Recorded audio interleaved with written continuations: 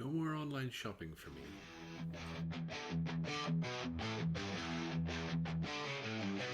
Locked in the bunker, shadow shake.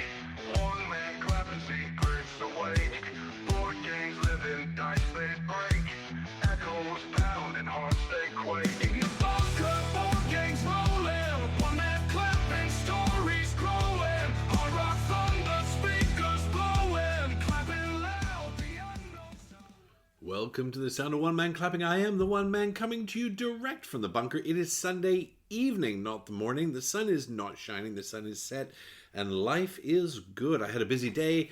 Chez Hammez this fine Sunday. We had a bushwalk, we had a birthday party to get Little Peanut to and from, and stuff. Today, we're going to go through all the games that were. We're going to traipse through my love affair with crowdfunding in FOMOMOFO, and we're going to spend some time with the voices in my head with a cautionary tale. One with a happy ending. Not that kind of happy ending, but a happy ending nonetheless. On with the show.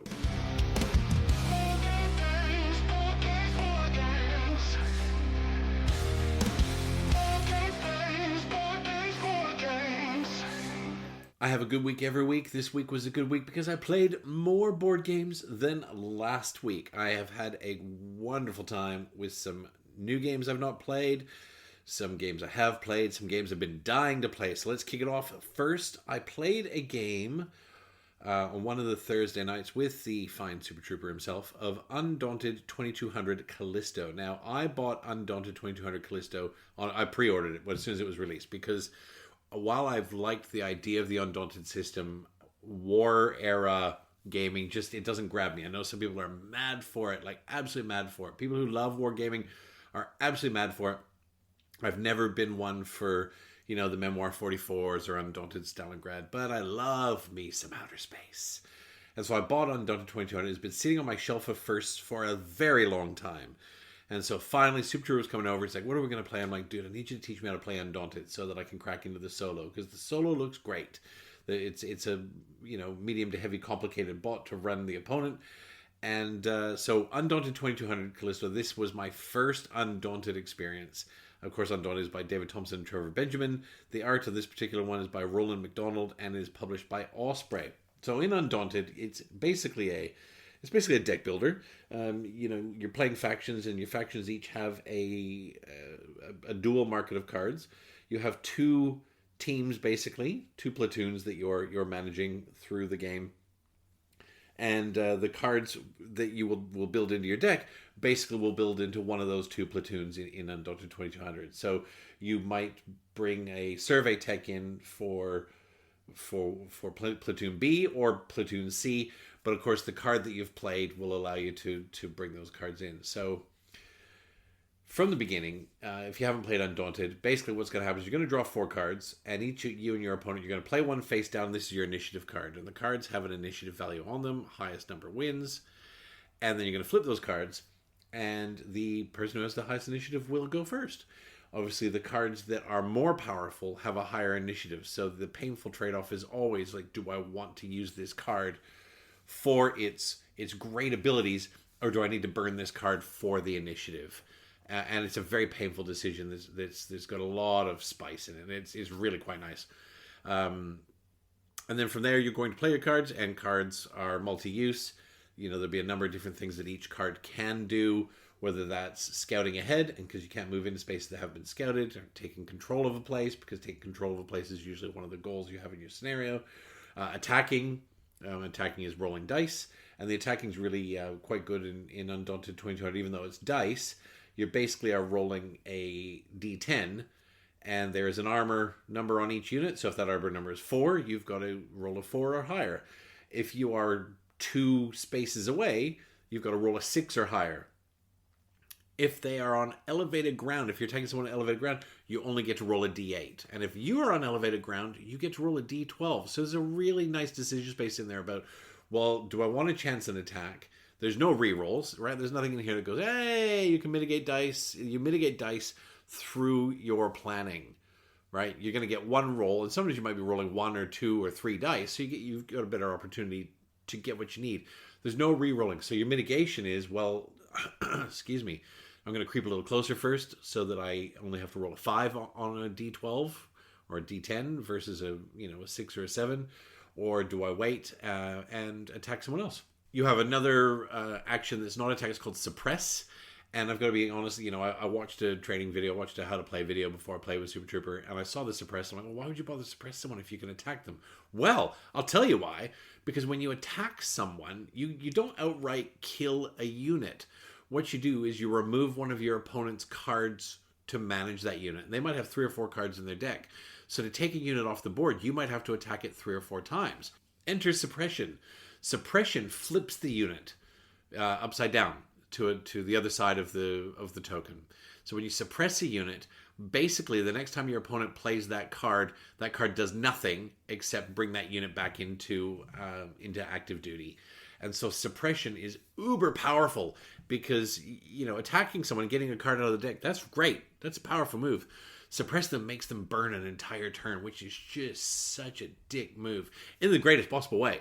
Right, so I played the first game. I got to the end of my first game with Super Trooper. Obviously, he cleaned the table with me, as he expected he would. He's played Undaunted a few times. But I came out the end of it going, aha, I got it. I can see the matrix now. I can understand the value of suppressing versus attacking and why you would choose.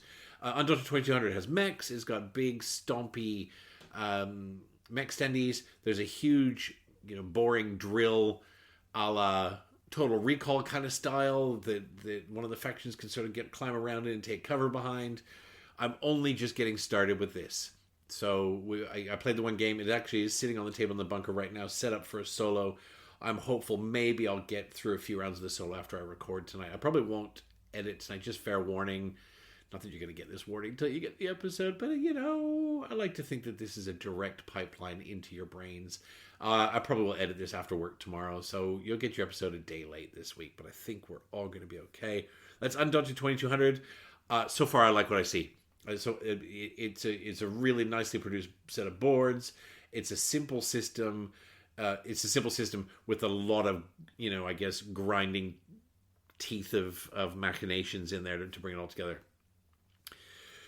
Played another game of Five Tribes. I've talked about Five Tribes ad infinitum on the podcast. I am fast thinking of Five Tribes as easily one of my top 20 games.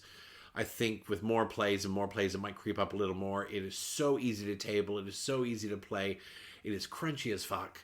And Five Tribes is great. I've talked about Five Tribes a lot. I'm not going to bore you to death. But I do check out Five Tribes. It's an older game.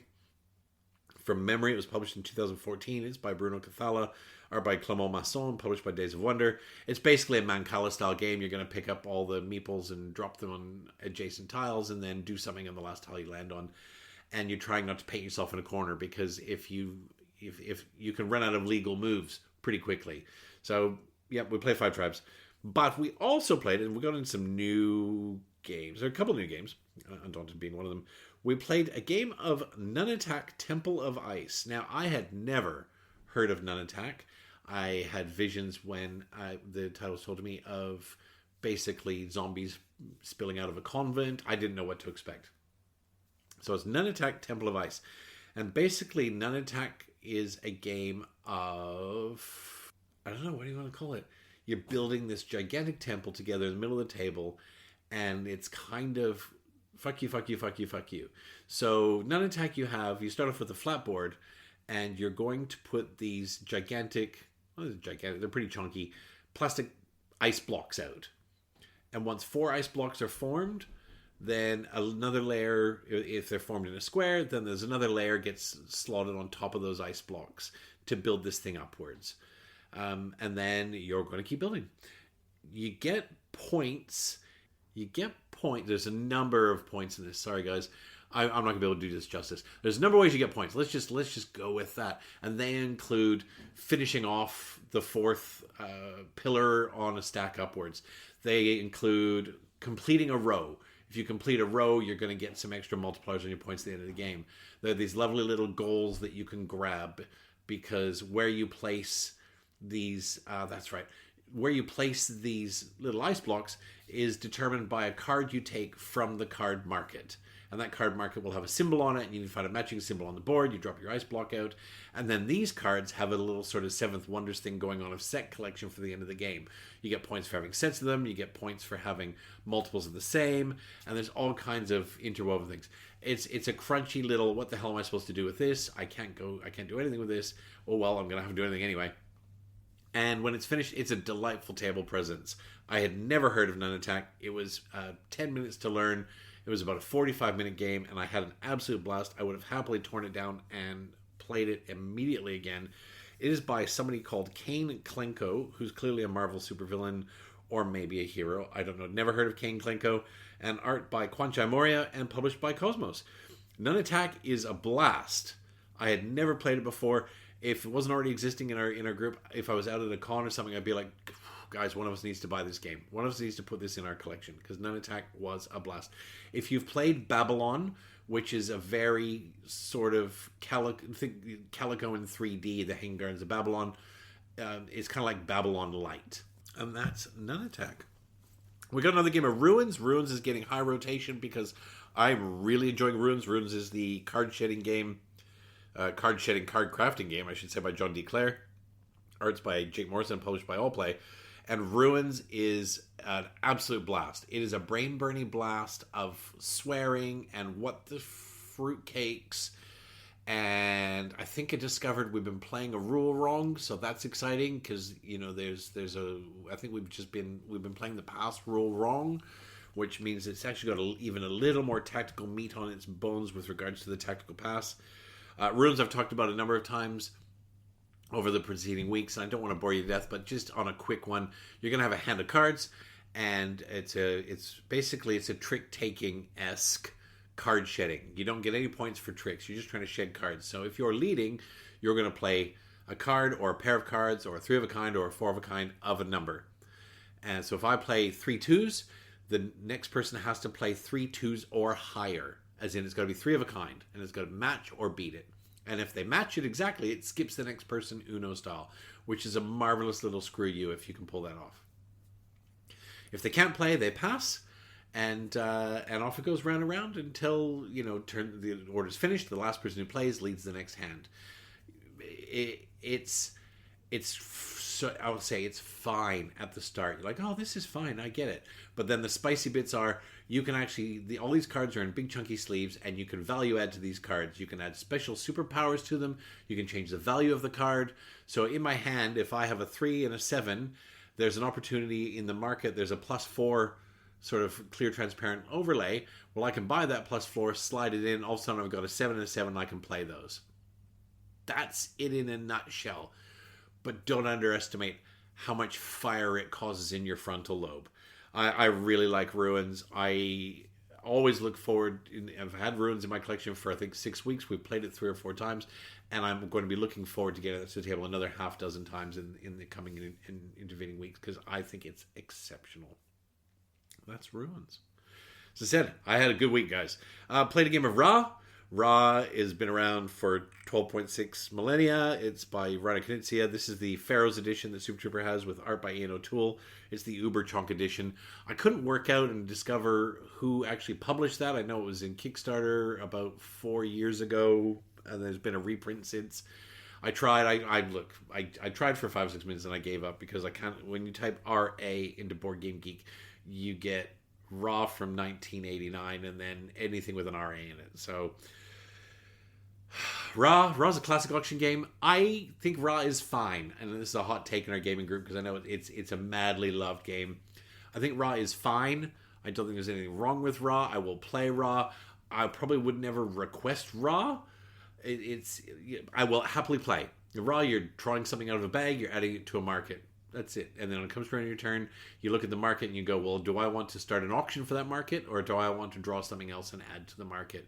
You could add something bad to the market. There are bad tiles in there. Sometimes when you draw a tile, it forces an auction.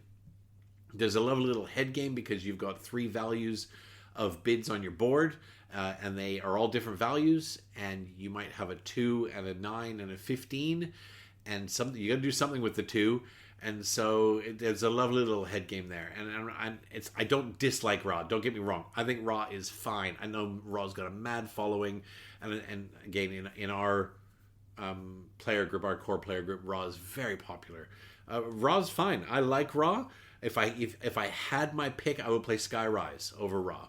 I think it tickles me just a little bit more to Skyrise. It's a very different game. It's still an auction game. There's still a head game based on the values you have to bid against what else is out on the table. But played Raw. I won Raw, and it was funny. We did scoring. And I'm like, yeah, I think I've got 32, and then everyone scored, and it's all packed away. And I went, oh wait, I actually have 41. Sorry. Yeah, dick move, but it was funny. That's what the fox usually does when she plays. She just looks down at the end of the game and goes, oh, did I win? So I got accused of pulling a fox move. It was fun. It was great. As I said, I enjoy Raw. Raw's been around a long time. It's an evergreen game. Raw's going to be around forever. Raw's a game that is going to stand the test of time because new gamers will discover it all the time, and it will just keep getting pumped out, which is great for Raw. Great for gamers too. Played a game, something a little bit chunkier, of Scarface 1920. Now, Super Trooper has Scarface 1920, the Uber edition. I think from memory, this was Tom Vassel's most overproduced game. Or no, not overproduced. Best production of 2023. And it's great. It's really cool. You've got mobsters and rum running trucks and little roadster cars to get people around. It's got area control. It's got a little bit of combat. It's card play. It's a very tight card play. You draw 3 cards and you get to do one fucking action with the 3 cards. It is so painful. Painful in a great way. It's so painful. You got 3 cards in your hand, and with those cards, there are literally 9 different things you might be able to do, but you get to do one thing. One thing. And there's a little push your luck in that you can play 2 cards. If you want to play more than 2 cards, you can take a little bit of infamy, which makes things really bad for you when there's a raid. The higher your infamy is, but sometimes it's worth taking that infamy to pump some more cards on the table. Scarface, I think we've played it at 2, we've played it at 3, and I think the next time I play it, I want to play it at 4. Scarface can be a little turtly. You know, there were two of us on one side of the map, and I was on the other side of the map, and really didn't have a lot of interaction until sort of very late game. And I was playing a new mob boss, because your mob bosses all have asymmetrical sort of capabilities.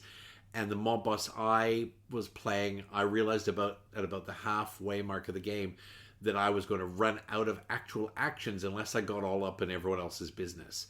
Because the mob boss I had in particular really benefited from having people out on the board where they shouldn't be, where they didn't really belong. And so, try to get them out sort of, by the time you get to the 3/4 game, and by then it was too late, which is fine. I still have fun. I love Prohibition era stuff. I cannot wait for Speakeasy to deliver. Boardwalk Empire was one of my favorite TV series of all time. I love Prohibition era stuff. Al Capone mythos. I know he's not a mythos, but he kind of is now, and all that sort of bit. Scarface 1920 is great. It's very swingy. You get scores of 183 to 65 because there's, that's just the game. That's just the game. And it is literally fuck you the game. There are some card combinations in there that are meaningfully broken, but it's like playing Marco Polo, where all the leader powers are all game breaking leader powers. Scarface 1920, there's a lot of broken cards in there. I want to say broken, that's the game. I don't think they should be fixed. I'm not saying the game is broken. I'm saying there are some game breaking cards in there that just take the table and Monopoly flip it into orbit around Venus. I really enjoy Scarface 1920. I think it's a blast. I think it's painful in all the right ways. Every turn you draw your 3 cards, and if you increase your hand limit, your 4 and 5 cards, and you look at them, and every single turn you're like, there are 5 things I need to do, and you can do one, and it comes back around to you quick enough, but you got new cards in your hand, and so it's also quite tactical in that regard. You can pre-plan a move and a half ahead, because your hand limit starts at 3, and you can play 2 cards, so you can go, well, I'm saving this card for next turn, but you have no idea what it's going to be paired with. I think Scarface 1920 is a very good game. It is very swingy. It is subject to all kinds of random stuff based on your card draw, based on the cards in the market, based on, whatever. It's fun. It's super fun. It's not Cthulhu Death May Die random, or, there's no dice, but it might as well have dice. I think Super Trooper called it the dice game with no dice. Oh no, that was the next game we played. Sorry. That was the next game we played. Although Scarface 1920 does feel like it's got dice with these cards. Super fun. Tony. Oh, sorry guys. Tony. Sarah Descendfirm. Herskafirm. Can I buy a vowel? Daniel Simon. Art by Antonio Stepperts. And published by Redson Games. Great fun. And after that, we played a game that it's been offered to me to play many times over the last few years since it came out. It's one that I looked at online. I looked at, do I buy this game? It looks like it could be fun. In the gameplay, the game looks terrible. Like, it really does. It's not smartphone terrible, but hang on. Let's not bury the lead. It's Beyond the Sun. We played Beyond the Sun with the leaders in the New Dawn. Okay, and you're going to be sitting there and go, shut your corny whore mouth, James. That is a great game. Okay, yeah, 100%. It's a great game. I really, really enjoyed Beyond the Sun. Don't get me wrong. It looks like trash. And that's my problem, right? And I know that I have a bias. I've talked about this regularly. I know I have a bias when it comes to games that are pretty, games that look good, games that have all their teeth. I know I have bias for that sort of thing. And I can try and fight that bias, but the reality is I am not a solo board gamer exclusively, but I do play a lot of solo. And I was saying to the guys at the table, that it's easy to not misjudge, but layer a judgment on games like Beyond the Sun and Smartphone Inc. Because the table presence when you play a solo game is really important. I need that immersion. I need to be sucked in. I need a tactility. I don't necessarily need to have a toyetic factor. Toys are nice. I like toys. Don't get me wrong. I like toys. I have Lego in the bunker. I have 3 Lego Batmobiles in the bunker, and I freaking love them. I have 5 technically, but there are only 3 that are put together. I like toys, but I love that beautiful game presence. And I think if Beyond the Sun just did a little more with the game, the card backs are boring as fuck. The board it's basically a flowchart from one side to the next. Your worker placement, of which you have 1 worker, is a hexagonal column in the color of your choice. Your player boards are white, entirely white with text on them. And I'm like, bro, this game takes place 300 years in the future. We have interstellar travel, but we don't have color? Okay, all that aside, right? Beyond the Sun is great. It was great to play. I would happily play it anytime. Our dear friend who owns Voldemort, who shall not be named, who owns Beyond the Sun, also plays a lot of solo like I do, and he said the solo is actually pretty sucky. He doesn't recommend the solo, and so there's no point in adding it to a collection if I can't, I'll just play it with the boys and girls in our group. But Beyond the Sun, basically, it's a worker placement game. You have 1 worker. Put the worker out, you can do a thing. And what you're trying to do is you're trying to advance technology. You're trying to advance technology on the main board and get further down the technologies. And so to invent level 2 technologies, you need a certain number of level 1s. To invent level 3 technologies, you need a certain number of level 2s. And then on a sideboard, you've got this interstellar sort of area majority game going on where you're launching ships and you're sending them out to planets. And you're colonizing those planets. Those planets are ostensibly cards on this board. There's 4 of them. They have a minimum requirement to be on to colonize them. And you have to be on it. You have to have the majority. You have to have more than anyone else. And then you have to take a turn to colonize it. And if you do, you snag that card. It goes into your little tableau and it has endgame scoring. And it has a few bennies when you score it. Beyond the Sun was fantastic. Leaders of the New Dawn, I don't know what it adds other than more factions, because every faction's got some asymmetry. We played Leaders of the New Dawn. We played, complicated factions. I'd never played before. I had no problem, picking up the game as it was with the Leaders of the New Dawn, and thoroughly enjoyed it. Beyond the Sun is by Dennis K. Chan, art by Franz Vo Winkle, and published by Rio Grande Games. And as I said earlier, I have Undaunted sitting on my table.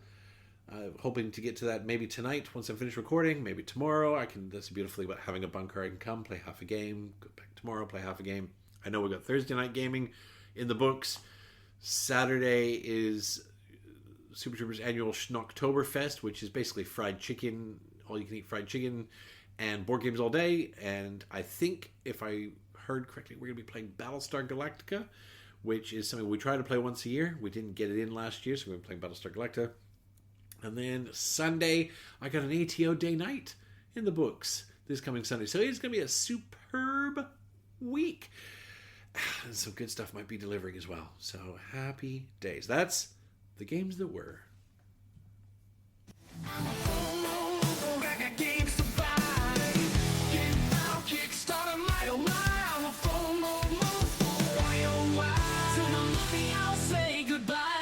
Welcome to FOMOMOFO, where I take you through my personal angst-ridden journey of capitalist acquisitionism.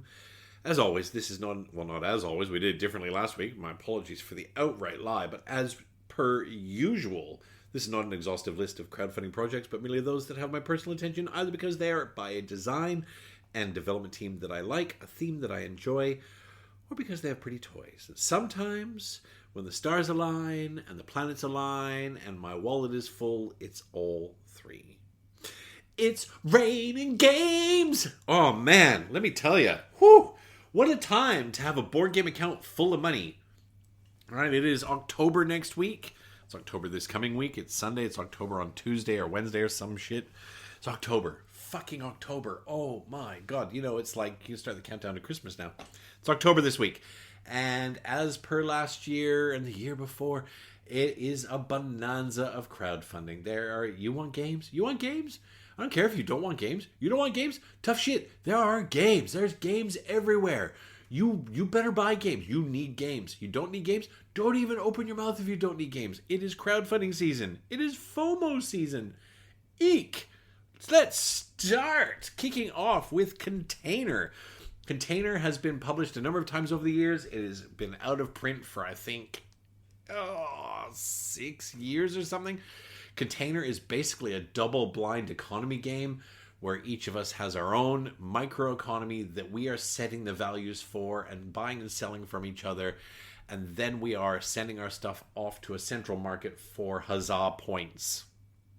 It's not that complicated, but man, it looks spicy as fuck, right? And Container will be a game that has probably been on almost nobody's radar. People are like, what? Container? Container was released in like 2007. Why are we getting a Container reprint? Because Container looks fantastic.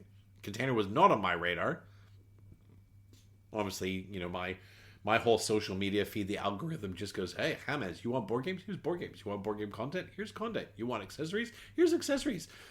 Normally, your social media algorithm can be really awful. It's like, I heard you talking about asthma the other day. Here's some asthma puffers. I'm like, get fucked. No, all I talk about is board games. So guess what? My whole algorithm is board games. And so Container pops up and all kinds of stuff pops up. I was talking to somebody today. They're like, wow, you must spend a lot of time doing research. I'm like, you know what? Research just does itself because it's something I love. It just falls in my lap. I read stuff and I absorb it all day. I watch videos in the evening. It's a thing. You know, it's a peaceful life. So Container is out by All Play. All Play is absolutely setting themselves front and center as one of the publishers who is just kicking goal after goal after goal. Small games, they're killing the small game space. They're absolutely killing the small box game space right now. The last thing I backed from All Play was Twinkle Twinkle, Waddle, and Merchants of Andromeda. I haven't played Merchants of Andromeda yet, but the other two are absolute thumbs up for me. They have all kinds of things launching. Container forms part of a 3-game campaign on Kickstarter. I looked at the other two games. I have zero interest in the other two games, but I think it's clever bundling Container up with 2 other inexpensive games because it makes the price for an all-in seem really reasonable. Because Container, the base game is $60, right? It's great. Very reasonable. If you want the deluxe version, it's another $90 Australian. So $60 Australian for the base game, $150 for the deluxe version. The deluxe version has enamel metal freight ships and enamel metal containers, like shipping containers. Yeah. Yes, please. Right? Like, okay, you want to charge me $90 for some of these upgrades? Okay, like, I would like to spit on it first because that's really quite aggressive. But, yeah, let's do this, baby. But they bundle up 2 other games with it. do two other games with it that are not expensive. I think if you buy them separately, they're like 16 and 18 bucks, but they bundle all three up and they're able to offer a price to go, oh, that's worth 3 games. And I understand why they've done it. It's a really clever piece of marketing. The other thing they've done is this whole thing has basically flat rate shipping. I think it was $21 Australian for shipping. On my notes here, I've missed a number, so I'm guessing. I think it was $21. It was 14% if you get the deluxe version. And it's at $21 whether you buy Container, whether you buy Container and 3 other games, whether you buy 5 copies of Container. It's $21 shipping, which is really smart. It's a really smart way to market and bundle this stuff up. I think Container looks great. I'm not going to try and pretend to do it justice because I understand how the game works. I understand the gameplay. I am attracted to the gameplay. It's not just the chunky little metal containers. It's partly the chunky little metal containers, but no, just partly. It's kind of like the metal cubes for Clank. Clank's a great game. The metal cubes are so sexy. Those little metal containers, I can almost feel the weight in my hand. They just feel like weaponized little containers. So yes, Container is great. Looks great. It's out. It's out for a little while yet. It's on Kickstarter. Up alongside that on Kickstarter, we have the charming it's $180 Australian, a Calypso with a K. So Calypso with a K is basically a game, it's a tile layer, and it's basically a game, I believe its whole theme is actually post-apocalyptic. We are all toast. The oceans are full of garbage. It's a little water-worldy. We're whisking through the ocean and we're picking up we're salvaging rubber, we're salvaging bits of steel, and we're using that to lay these tiles out. And it's a tiling game. It's a very pretty tiling game. And the tiles are all a 3x2 T shape. 3 across the top, 2 down. So it's basically 3 in each direction, T shape. They're all the same. They're all the same, which makes planning okay. You know, it's not like when you're playing My Island or you're playing something that's got all these different tile shapes where you're like, shit, well, how am I going to put this Z in there? I can't be fucked. So they're all T's, and you lay them out, and if you cluster certain things, you get to combo. So if you put 4 bits of rubber together, you get to build a raft on top of that. So another square tile comes out, you build on top, combo-tastic, huzzah, points. If you can block in an area that's got fish, you get to flip little fish tokens for points. There's all kinds of little combo-tastic things on there. And while it's kind of diminished the board color in the prototypes, they've got this flocking on these boards because they're not dual layered or triple layered. They're basically a single board, but they've got this flocking on them, and they've got the same flocking on the backs and tops of these tiles. And so when you put them down, you can actually pick the board up and tip it, and they don't slide off, because this kind of game, like the original Ark Nova, could suffer very easily from the sleeve of death. Well, there's no sleeve of death because this stuff looks like it sticks really well. They got a couple of videos of picking these things up and tipping them around, and everything stays in place. It's very pretty to look at. The deluxe version is $180. Now, the last couple of episodes, I've been going, oh, $180. I think I'm coming to the realization that $180 is the new $130, guys. You know, I'll be looking very closely at what the new Eagle Griffin Lacerda game's priced at, because that normally hits me and stings me for $180, $175. I don't know if I'll be backing this one. That's not what I'm saying. This is the Great Library, which guaranteed is going to go live in November, because that's their sort of cycle. They do a Lacerda campaign in November.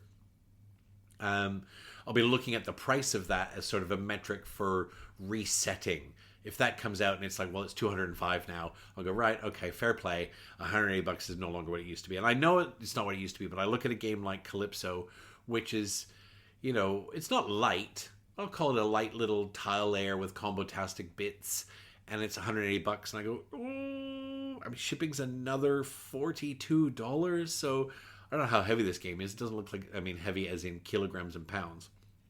It's 23%. So really 23%, I'm okay with 23% shipping. That's kind of in a wheelhouse where I'm comfortable. It's the price of Calypso that I kind of, not so much balk at, but I kind of go, oh man, that feels like it stings more than it should. Anyway, we'll keep an eye on it. We'll see what happens. It looks really great, and they've got, you know, obviously they've got little acrylic ships and little 3D life preservers and floating barrels and stuff, and they're all Kickstarter exclusives. You want FOMO? There's FOMO there for you. There's FOMO there for you. This looks like something that there's a solo version, there's a competitive version, and there's a co-op version where you stick all your 4 maps together and you got this huge Uber ocean, which is cool. It looks really nice. Calypso looks good. Check it out. Detective City of Angels is up with new crimes for pre-order on GameFound. It's not a crowdfunding campaign. It is clearly a pre-order. I only played Detective City of Angels the first time a few weeks ago. It was only the introductory case. I thoroughly enjoyed it. I thought the gameplay loop was excellent. I thought the way your game master has skin in the game, and that they're trying to sort of, they can't outright break the rules, but they can give you dodgy information on purpose, and it's dodgy information that's quite clear. They can't just make shit up. Because if they can prevent you from solving the case, they win. Often you have these people who have to game master a game. There's an opportunity for them to meaningfully win. I like that about this. I would really like to see another tabling of Detective City of Angels. I won't be buying this. I won't be backing this. It's not buying because I don't own Detective City of Angels. Super Turbo owns Detective City of Angels. But it looks good. More crimes to solve. What's the other one? There's another crime-solving one that's coming next month. Can't remember. It's been around for ages. New crimes. Watch this space. We'll be talking about that soon, I'm sure. I'll be looking at that because that's stuff that you can play both solo or I can play with the Peanut. It's app-assisted and it looks really cool. But Detective City of Angels, I can't talk you through pricing structure because it's basically like a whole web store on GameFound. You can buy different bits, you can buy new screens, you can buy 2 or 3 different new mysteries, and blah, blah, blah, blah, blah. But it's out, it's there. It's by Van Ryder Games of Final Girl fame, so kudos to Van Ryder. They seem to be doing really well. And Detective City of Angels, go have a look, or don't. Dogs of War by Paolo More is getting a refurbishment. I would call it a reprint, but it's a refurbishment. It's almost a version 2.0 or 3.0, whatever they're up to. It's got a little bit of a rewrite on the rules. It's got new artwork. And it looks like it's being published by Shut Up and Sit Down. They have started actually running their own... It looks, guys, I believe I'm reading this correctly. Shut Up and Sit Down are actually behind this. They have a little introductory video, and one of the things that one of the things I can respect is that they've got a little blurb from them going, this game is great, buy this game. But then they've got a lot of other third-party stuff. They haven't just flooded it with their own recommendations and their own videos. They've got one little bit from them, and I think they've tried to be quite transparent in it, it seems. I don't have an opinion on influencers getting involved with this sort of stuff. It's not doing particularly well, and I don't know if that's because Dogs of War just doesn't have the market that they're hoping for. It's not very expensive. I think it's the game is $75 Australian. Here it is, $75 Australian. There's an upgraded version you can buy, but the upgraded version really is just throwing more money at that campaign, and I think it gives you a $15 voucher for use later. So there's no real deluxe version. The base game looks fine. Shipping's $22, which is 29%. It's a 3-player game at its lowest player count, and so that's a tough one, I think. I think games that you can't table unless you've got 3 players are a tough one to sell. They're a tough one to sell because I think 2-player is where most households would be looking at. Certainly 3 and 4 and 5-player exists, and most of the games I play, they're either in that 2 or 3 player space. There's no meaningful way you can play it 2-player. It's basically a area control skirmishy. It's not skirmishy, but it's an area control sort of dominance game. You can't play that with 2 players. But look, have a look. If you like Dogs of War, it's got new art. It's got a few mechanics are tweaked. Paolo Mori's got some really great chops when it comes to game design. And it's there for a couple of weeks. And last one for me, following on from last week's episode where I talked at length, I waxed lyrical, if you will, about my sort of epiphany when it comes to backing games and how I'm addicted to the big, beautiful campaigns and the big boxes and the glorious artwork and the chunky stuff and the metal bits and the more. I just went back through all the stuff that I've been following, and I have late pledged for Light in the Dark. So Light in the Dark is I'll say little. It's actually sort of not so much a little box anymore. It's not like a Buttons and Bugs box or a 20 Strong box. It's it's a smallish box, but it's a little.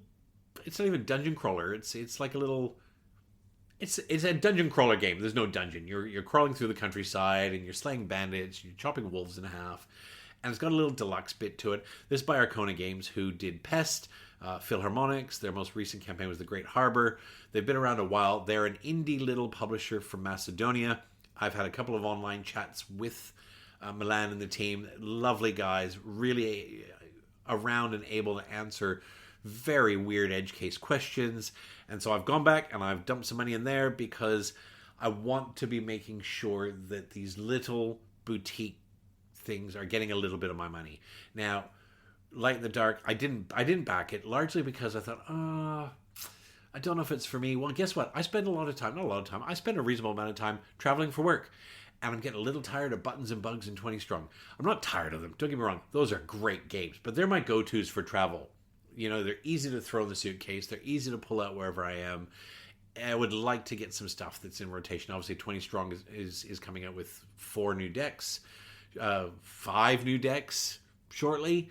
And that's going to be great because it's a great little game system. And it's once you know the game system, it's easy to pick up the new rules for the new variants. So yeah. I've late pledged for Light in the Dark and the expansion and because little guys deserve our attention. That's it for FOMOMOFO for this week. Well, okay. Look, coming soon. I can't help myself. Coming soon, there's some campaigns coming that I'm very interested in. Don't Starve launches next week. It looks like it's coming in a mini and an acrylic standee version. This would be the first one, if I go in, that I'll be really gagging for the acrylic standee, because those little acrylic standees seem to really mirror the artwork from the video game beautifully. So I'll be looking at Don't Starve next week. Below the Asylum is launching in October by Awaken Realms on GameFound. Now, Below the Asylum is this grimdark horror. The artwork looks great and the board looks great, and I just hope the game plays great. This is actually by Thomas Hollick. It's funny. Thomas Hollick, it's not funny. It's interesting. Thomas Hollick, who brought us last year SETI and Galileo Galilei, has been working on this one since early 2024, which doesn't sound like a long time to be working on a big whiz-bang game, but I read some of the diary notes of the designer diaries, and this is something he's been in the back of his head for ages, and I get that.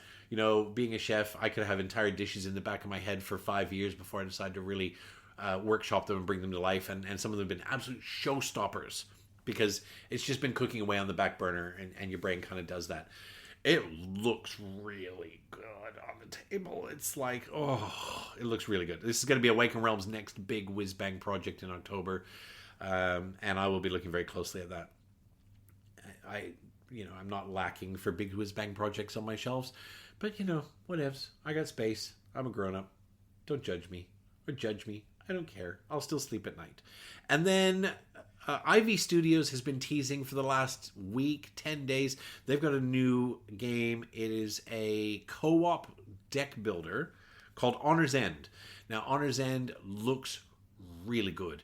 It looks like... it gives me Regicide vibes, but with more meat.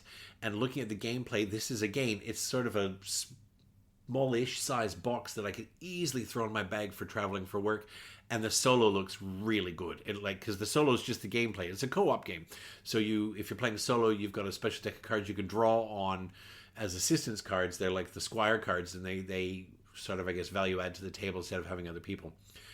Ivy Studios hasn't published a ton of things that I've been overly interested in the past. Their stuff's, for me, just not been in my wheelhouse, with the exception of their last campaign, which was Scales of Fate. I did back because I think it looks spectacular. Scales of Fate, Pillars of Fate, the 2 games in one campaign. But this one has got my attention. The gameplay, as I said, it gives me Regicide vibes. You're basically cycling through 3 individual back-to-back combats, and it's a game of attrition. You don't reset in between. Your resources, as they were, whether they're health or exhaustion or whatever they are, there's no reset in between those 3 battles. So you've got to try and be really efficient and bring those to life. And I'm looking forward to seeing and learning more about Honor's End. That's it now. That'll do it.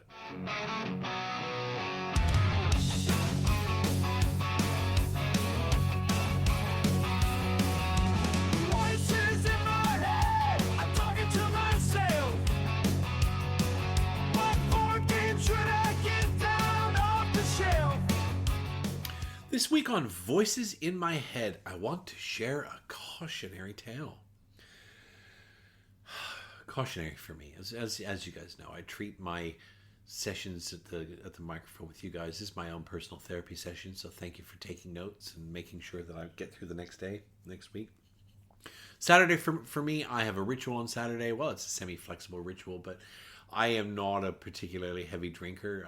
I being in hospitality, I went through years and years of being quite hard on my liver, shall we say. And these days, I try to limit it to Saturday night.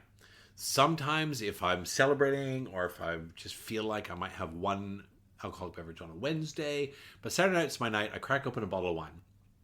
And it's not unheard of for that bottle of wine to lead seamlessly into a second bottle of wine.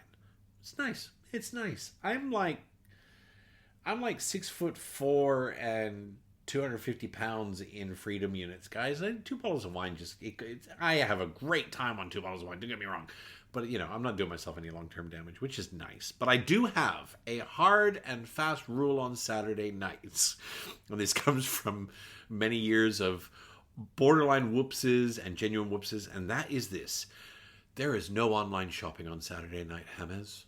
There is no. Repeat after me. There is no online shopping on Saturday night. Because after a bottle and a half of really nice Shiraz, I make really bad fucking decisions. So, enter 2 weeks ago. And I'd had a bottle of red, and I thought, well, I'm gonna have a Hennessy after that, because I'm quite fond of a Hennessy. Being half douchebag, I like a cognac, and I'm like, and then I just pop the phone open. I'm like, you know what? I haven't reviewed it in a while, but I do spend a lot of time, of my personal time, just trolling and reading back the top 200 solo games each year.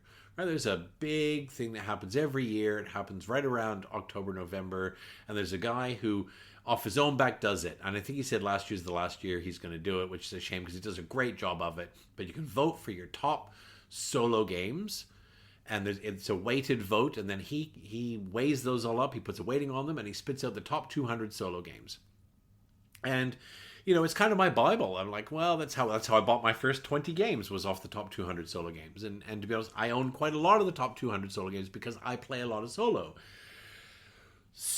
But I will often go back and just go, what am I missing? Or what do I need to look at again? Or what? Sometimes it's just reading through the top 200 going, yeah, I've got that. That's great. Yeah, I've got that. That's great. It's like memory lane.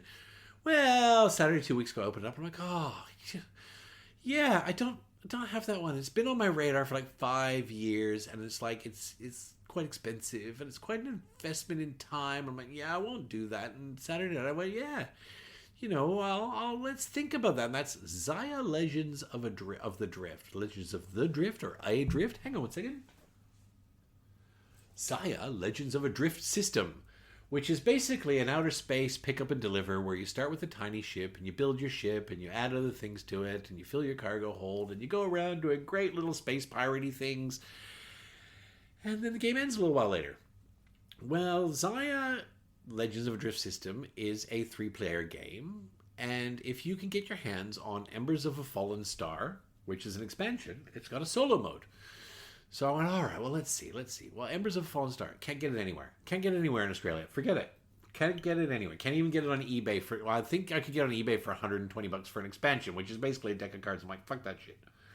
So anyway, I was able to find it.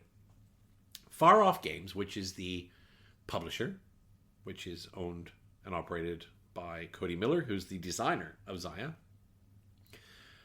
has a web shop. And so I hopped on their web shop, and I'm like, there it is. Embers of Fallen Star. Fantastic. And they had a local warehouse that was selling their stuff. I think, spoiler alert, it's Etherworks, because I'd looked at Etherworks, and Etherworks was out of stock, so I didn't put two and two together. So anyway, I ordered Xia, and then from Far Off Games, I ordered Embers of a Fallen Star. And I'm like, fuck, that's great. That's great. So great. I woke up Sunday morning, I'm like, oh, look at all these confirmations in my inbox of what I purchased last night. Let's go down memory lane and see what Hammers did last night after a bottle and a half of wine. And I bought Xia. I'm like, oh, well, look, Xia, great game. Wonderful. Happy days. So, yeah, bought Xia. That's great. Later that week, we're going back last week, Zaya delivers. I'm like, oh, that's really awesome. Zaya's delivered. That's great. Pop that in the bunker. Put that. It looks tasty, delicious little solo game. Fantastic. And then, Tuesday comes, Wednesday comes, Thursday comes, and I get an email from Far Off Games going, look, I'm really sorry, but our Australian center is out of stock. So I'm going to refund your purchase, and I'm just really sorry to let you down. And yeah, so have a great day, enjoy our games. Really nice, super professional. He just said, look, he said our warehouse had miscounted how many they had left, and we thought we had some in stock, and we do not. And I'm like, oh, crap balls. Now I have this game that I have purchased, and I can't play. So I sat on it for a day, and then I thought, well, I'll get some advice. So I wrote Far Off Games. I think it's Far Off Games. Let me make sure I've got that right. Far Off Games. I wrote Far Off Games. Most recently of Iridia, The Paths We Dare Tread, which has taken the gaming by storm with their great big huge box of campaign, which is also sold out everywhere. And I wrote and I said, oh, hey, look, have you got any advice? Because here's my situation. I bought Zaya mostly for solo play. I play a lot of solo games. I've been really keen on Zaya for a long time, and I decided to take the plunge. And I can't get Embers of a Fallen Star anywhere in Australia. Cannot. And just any advice, if you've got one in the US, maybe you can let me know what it's going to cost to ship from there so I can consider it. Really appreciate it. Thanks for your time. And look, just would love to hear if you've got any advice. And if not, well, that's I'll deal with it. So listen, and I debated with myself on whether or not to tell this story because I don't want, not that, by and large, I think the gaming culture and gaming people, we're the best fucking people on the planet. And I thought, I don't want Cody Miller, who I was talking to at that point, who's the designer of Zaya. I didn't put two and two together until the 11th hour. I was like, hey, Cody, blah, blah, blah, listen, And anyway, I got an email back 10 minutes later with a shipping notification for UPS. And I'm like, oh, wow, okay, damn, that was great. So for Embers of Fallen Star, shipping out of the US. And I get another email 2 minutes after that. It said, hey, James, really sorry you're struggling to find, find Embers of Fallen Star. It's in the mail today. On us. And I went, I've misread something here. There's I've been in business. I've run my own business, right? Like I've run businesses. I've given stuff away, but not an $85 expansion, right? So anyway, I read the email like 3 or 4 times, and an hour and a half later, I'm like, no, I'm going to write back. And I said, hey, Cody, sorry, I think I've misunderstood. Can you let me know how to pay for this game? And he wrote me back and he just said, dude, I want you to enjoy the game, and nothing makes me happier. I think he was just having a good day, and this is a game company that sent me an expansion free of charge, and I begged him to let me pay. Right now, I hope this doesn't come back to bite me, that Cody doesn't start getting emails going, hey, here you're giving away free expansion. So please just note that that's not what this is about. But I'll tell you what, I have had more positive customer service experiences in board gaming than negative. When I've been missing a piece, it's been sent free of charge. When I've been, I've been missing a piece, and then I've written to a company and gone, hey, I'm missing this piece, and I found it later and felt like a total shitheel. And they've still written them back, and they go, no, it's all right. We've actually sent you a pack of 4 different ones, and if you consider them spares. So the cautionary tale is this: don't shop when you've had too much red wine, people. Well, okay. Don't shop on Saturday night hammes. That's the cautionary tale. It had a happy ending. Well, that part did. Because it turns out I also bought Zombicide Teenage Mutant Ninja Turtles. Because I love me some turtles. And I also bought Zombicide Teenage Mutant Ninja Turtles, which is part of the recent White Death campaign. I was very excited. Thank you to Games Empire in Castle Hill. Came very quickly. It shipped, I think I got it by Tuesday. I was like, woo! Go to the bunker. I'm like, Wednesday, I'm going to open it up. I'm going to play this. I'm like, And those of you that play Zombicide know where I'm going with this. You need Zombicide White Death, the core box, to play Zombicide Teenage Mutant Ninja Turtles. God damn it! Mother freaking dog! Just first bar!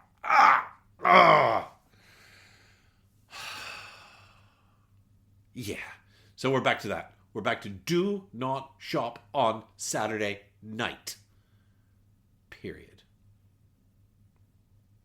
On a side note, I gave away 6 games this weekend. I had some games, they were secondhand games as well. Unless they're like out of print or hard to find, the resale value on them is trash. These are games that were well loved. They've been in my collection for ages. One of them came over with me from Canada. That was the original Lord of the Rings Risk game.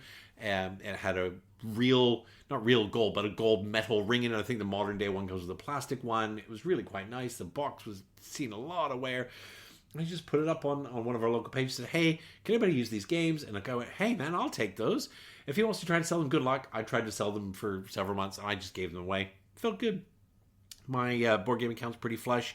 My incoming roster's pretty flush, so they all went to new home. And this week's clap, of course, goes to Cody Miller. Please do not email Cody Miller asking for free games, because he's a super nice dude. I just want to say there's super nice dudes out there, and my cautionary tale had a happy ending. Big clap. This is not a canned one. This is from me, brother. Fuck yeah, you made my day. As of recording this, it is less than 2 weeks to PAX Australia. Lou and I will be there Friday and Saturday. We have already started building our playlist for the road.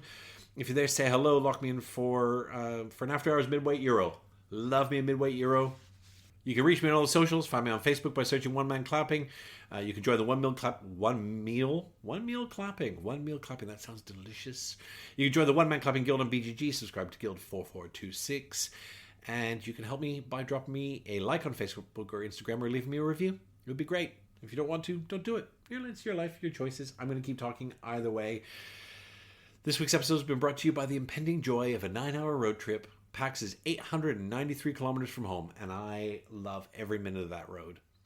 Thank you as always for your time. Your time is precious, and the fact that you chose to waste an hour of it listening to how I spend my time is always humbling.